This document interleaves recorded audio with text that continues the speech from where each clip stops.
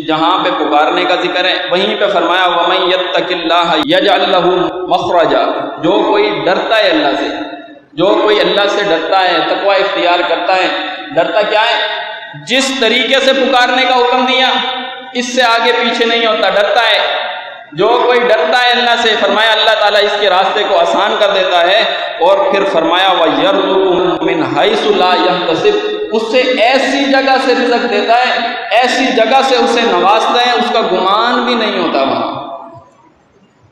یہ اللہ سے مانگنے کا اور اسی طریقے سے مانگنے کا اور اس سے حد سے تجاوز نہ کرنے کا یہ صلہ اللہ دیتا ہے، اسے رزق ایسی جگہ سے دیتا ہے اسے گمان بھی نہیں ہوتا۔